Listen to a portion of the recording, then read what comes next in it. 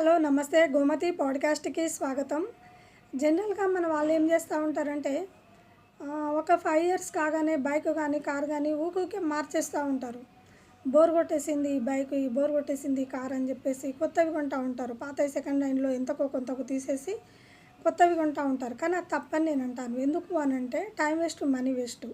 కొన్ని వెహికల్స్ని మనం సెంటిమెంట్గా భావించాలి, మాటికి మార్చొద్దు అనమాట. మంచవనో చెడవనో మనకు తెలియదు.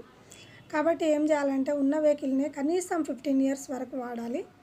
తర్వాత ఏం చేయాలంటే డబ్బుల్ని విచ్చలవిడిగా ఖర్చు చేసి ఏదో విధంగా ఖర్చు చేయాలని చెప్పేసి ఖర్చు చేయకుండా ఒక ప్రాపర్టీ మీద పెట్టండి. మీ పిల్లలు పెరిగి పెద్ద అయ్యేసరికి ఏమవుతుందంటే అవి లక్షల విలువ చేసే ప్రాపర్టీ కొనడం వల్ల కోట్ల విలువ చేసే ప్రాపర్టీగా మారుతుందన్నమాట. వాళ్ళు పెరిగి పెద్ద అయ్యి జాబ్లో కానీ ఈ బిజినెస్లో కానీ ఎంటర్ అయ్యే వరకు మీ ఫ్యామిలీకి ఆ ప్రాపర్టీస్ అనేటివి చాలా సపోర్టివ్గా ఉంటాయి అన్నమాట.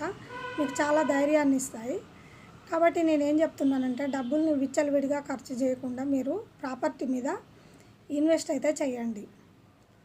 Thank you for watching.